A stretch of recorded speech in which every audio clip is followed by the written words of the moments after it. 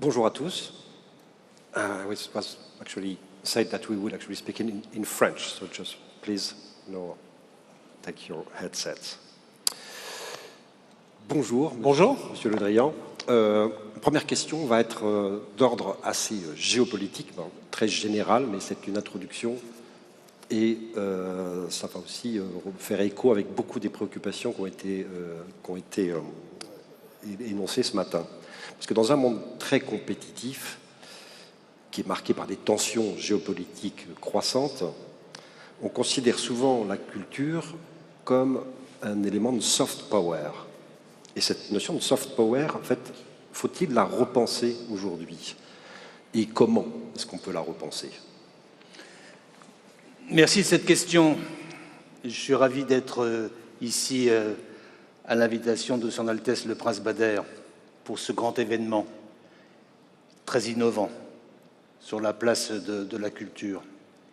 Et précisément, pour répondre à votre question, moi je ne crois plus à la distinction entre le soft power et le hard power.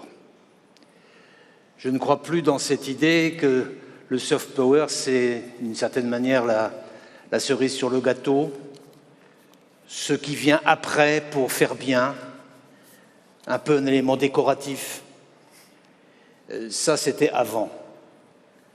Aujourd'hui, quand j'étais ministre des Affaires étrangères de la République française, je développais déjà cette détermination-là. Aujourd'hui, il n'y a plus de distinction à faire.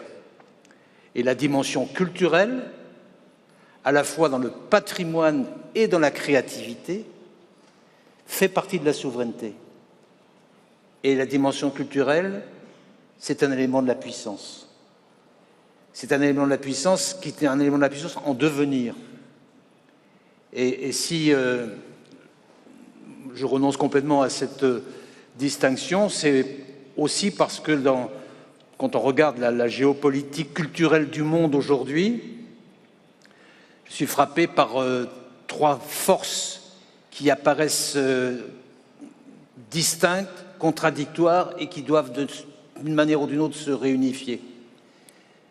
Trois forces, c'est d'abord la globalisation de la culture, la mondialisation de la culture. Cette mondialisation, elle a accompagné la mondialisation de l'économie, si bien que les images vont vite, il y a une circulation de l'information, une circulation de l'événement qui est considérable. Cette mondialisation de l'économie fait que quand on est en Asie, on écoute les mêmes concerts que lorsqu'on est à Riyad. Bref, il y a cet événement-là qui est majeur, qui fait l'objet des discussions que vous avez eues ce matin, et qui est aussi accompagné par la force de l'innovation technologique et la force du numérique dans les échanges culturels, avec le développement de ce qu'on appelle les industries culturelles créatives. Ça, c'est le premier élément. Et donc, on pourrait même se dire, est-ce qu'il n'y a pas création d'une forme de culture mondiale qui gommerait les expressions culturelles anciennes qui sont dépassées? En tout cas, ce qui est certain, c'est qu'il y a un risque dans cette globalisation culturelle d'une dilution. Et ce qui est certain aussi, c'est que cette globalisation culturelle, cette mondialisation culturelle ne cache pas les pouvoirs, puisque les plateformes américaines, la culture américaine, une forme d'américanisation de la culture est en train de se mettre en place si l'on n'y prend pas garde. Et si on n'arrive pas à avoir une distinction entre les plateformes et les contenus, autant d'ailleurs, si possible, avoir une maîtrise des plateformes, mais autant aussi être créateur de contenu, je vais y revenir. Ça, c'est le premier aspect, globalisation. Puis, de manière contradictoire, mais pas totalement contradictoire, vous avez depuis quelques années l'affirmation d'une fragmentation de la mondialisation, avec l'aspiration à des zones d'influence privilégiées de telle ou telle puissance. Vous avez l'apparition de ce qu'on appelle les désirs d'empire, qui fait d'ailleurs que la dimension culturelle est un des outils de la domination potentielle et de la conflictualité en cours. C'est un peu contraire avec la mondialisation, mais ça fait partie du nouveau paysage.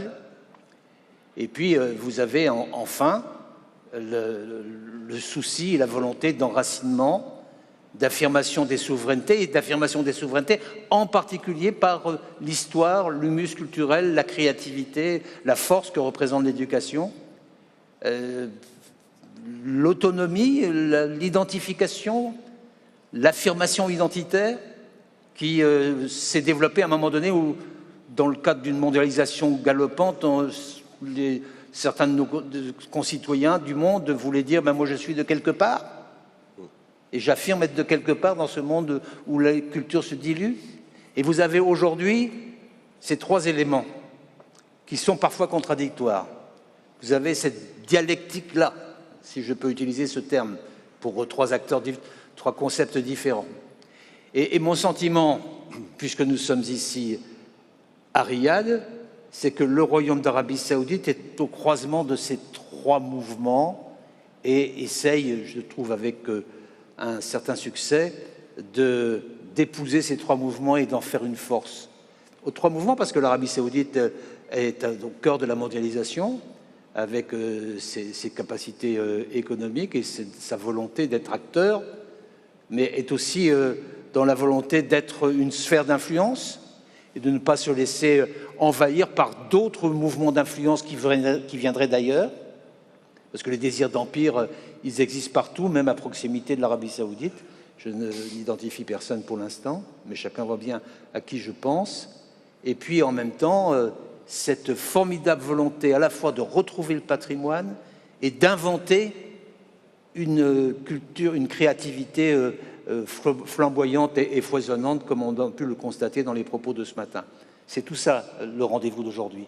Donc juste pour conclure sur cette question, le vrai affrontement, selon vous, c'est plutôt entre une culture standardisée ou une standardisation de la culture et une culture multipolaire? Le vrai affrontement, c'est l'affrontement entre la dilution et l'affirmation d'identités respectueuses les unes des autres. C'est ça le sujet. Vous avez été, vous l'avez rappelé, ministre des Relations extérieures de la France pendant plusieurs années.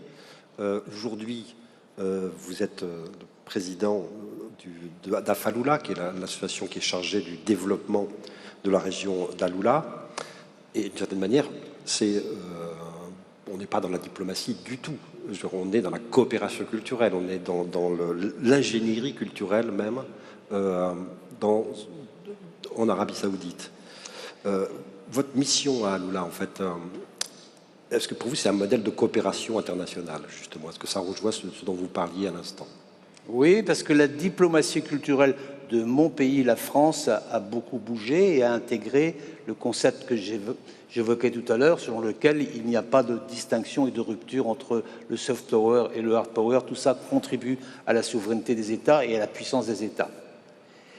Oui, parce que aussi, lorsque le président Macron et le prince héritier ont signé les accords de co-développement touristique, culturel, d'attractivité de la région d'Aloula en 2018, ils étaient sur cette logique-là, sur une diplomatie de coopération. Et cela a été conforté par un autre accord signé aussi par le président Macron et le prince héritier en 2021 à Jeddah pour la création d'une villa dont le concept culturel est très fort, ce qu'on appelle la Villa Igra, puisque ça regroupe à la fois l'enracinement dont je parlais tout à l'heure, la tradition et les vestiges historiques des civilisations dadaniques nabatéennes de cette région spectaculaire. Ça regroupe aussi le croisement des cultures, puisque la France est partenaire, elle respecte totalement et elle appuie le formidable mouvement de réidentification de la culture saoudienne, mais elle apporte aussi la sienne. Et puis, par ailleurs, la volonté d'une dimension internationale de l'ensemble de ce que nous faisons ensemble sur la région d'Aloula. Alors, de ce fait, nous sommes dans une nouvelle forme de diplomatie culturelle. Nous sommes dans la co-réalisation. C'est à Aloula qu'ensemble, nous apportons, nous, la France, notre expertise dans plusieurs domaines, je pense en particulier à l'archéologie, mais aussi à d'autres secteurs, la danse, le cinéma, par exemple, à une capacité créative et d'invention de la partie saoudienne qui est assez spectaculaire. Donc nous sommes co-acteurs. Mais en même temps, nous respectons nous-mêmes notre propre patrimoine culturel et notre propre créativité. C'est-à-dire que, par exemple, on verra dans l'année qui vient à la fois les mains de Rodin, le sculpteur français qui était exposé à l'exposition universelle d'Osaka, à proximité des vestiges nabatéens des Gras. Nous avons ce respect mutuel et cette co-reconnaissance de notre propre dimension culturelle. Mais ça va plus loin. C'est que nous coproduisons du produit culturel, si j'ose dire. Puisque le fait que dans la Villa Aigra, qui sera inaugurée par Son Altesse le Prince Bader à la fin de cette semaine, nous avons des résidences d'artistes, où il y a à la fois des artistes français et des artistes saoudiens, qui produisent dans une complicité créative très forte, à partir des éléments qui sont sous leurs yeux, ou de leur propre histoire, ou de leur propre muscle culturel, pour faire une coproduction tellement forte que nous l'exposons ensemble, puisque ce que font ces artistes en résidence sont exposés à Paris et, par exemple, dans quelques jours à Tokyo. Et puis enfin, cette dimension de la Villa Aigra et de cette partie culturelle de ce que nous faisons ensemble à Lula aboutit aussi à de la co-formation des uns et des autres dans les projets culturels d'avenir.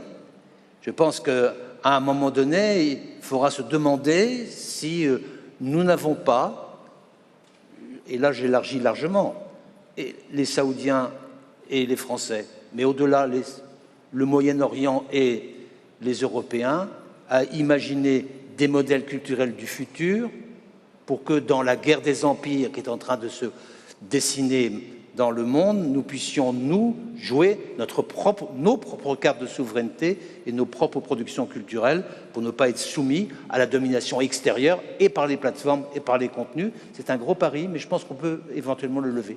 Et qui passe par cette notion de co-développement. Ça passe par de l'investissement. C'est le sujet qui a été développé ici toute la matinée. Ça passe par de l'investissement sur la durée. Ça passe pas par des événements d'un coup, d'un jour, au cours desquels tout le monde s'exclame en disant que c'était un bel événement, que c'était une belle réussite, et puis on n'en parle plus après. Voilà. Il faut être dans la durée, et l'investissement dans la durée, c'est la force que doivent se donner ceux qui pensent que la culture fait partie profondément de la souveraineté, et je vois que nous sommes là à ce rendez-vous aujourd'hui. Et c'est justement l'importance de cette transformation de l'investissement en infrastructure, et au-delà de l'infrastructure, en contenu et durable, d'une certaine manière, c'est la clé de ce type de coopération culturelle. Oui, sous réserve que chacun se respecte, ce qui est tout à fait le cas, que chacun se conforte, ce qui est tout à fait le cas, et qu'il y ait une projection vers l'avenir que j'essayais d'évoquer tout à l'heure, pour ne pas être soumis à des exigences extérieures, des diktats culturels extérieurs, et que ainsi on produise sa propre démarche, son propre itinéraire culturel, qui est à la fois la reconnaissance du passé, mais en même temps la capacité de créer. C'est la question de la relation entre le patrimoine, justement, et l'innovation, et aussi au cœur de cette stratégie. Absolument, c'est les deux en même temps. C'est-à-dire à la fois que sur l'expérience d'Alula, mais c'est vrai, je pense pas uniquement dans cette partie du royaume, que le partenaire apporte l'expertise, qu'ensemble on revienne sur l'histoire et sur le muscle culturel, mais qu'ensemble on se projette sur l'avenir. Ça suppose beaucoup de collaboration, beaucoup de compréhension, mais je pense que nous sommes au rendez-vous. Et est-ce que vous pouvez peut-être vous étendre un petit peu sur justement les activités de vos activités à Alula, au-delà de la Villa Aigra qui va être inaugurée donc à la fin de cette semaine? La Villa Aigra va être inaugurée jeudi par Son Altesse le Prince Bader. Il y a à la fois les résidences d'artistes que j'ai indiquées, mais aussi un certain nombre de manifestations qui vont s'échelonner tout au long de l'année, des manifestations culturelles, qui ont pour but à la fois d'attirer des visiteurs, mais en même temps de faire en sorte que la population locale, que la communauté humaine d'Alula puisse en profiter. Il y a dans le projet de Villa Aigras beaucoup d'éléments de formation, en particulier dans le domaine de la danse, mais pas uniquement, et aussi de la formation d'enfants et de l'éducation. Bref, c'est un concept d'ensemble qui, j'espère, portera ses fruits, mais qui sera surtout exemplaire au niveau mondial, parce que c'est un ensemble qui est co-dirigé, co-responsabilisé par la partie française et par la partie saoudienne. Et est-ce que vous, lorsque vous étiez ministre des Relations extérieures, est-ce que vous voyez les choses déjà de cette manière-là? Est-ce que ça vous, ou est-ce que vous avez découvert avec votre mission un aspect de la coopération culturelle que vous n'avez pas forcément... Je pense que c'est un élément incontournable et qui est devenu de plus en plus nécessaire dans la nouvelle configuration du monde, qui fait que la souveraineté culturelle est un élément central de la puissance. Et donc, quand on se respecte mutuellement et qu'on a intégré ces données-là, on peut travailler de manière très féconde ensemble. Et notre opposition se donne à avoir aujourd'hui, c'est peut-être celle justement entre cette interculturalité donc, que vous reportez haut et fort à Alula, et ce qu'on appelle le récit national.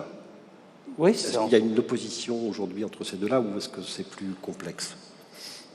C'est un peu ce que je disais en commençant, c'est l'affirmation de la souveraineté fait partie de la puissance, et l'affirmation de la souveraineté, cela veut dire se replonger dans ses racines, mais ça veut dire aussi être capable de créer. Et on ne peut pas créer tout seul. Donc si on crée en partenariat, on affirme en même temps sa souveraineté. Bien sûr. Merci.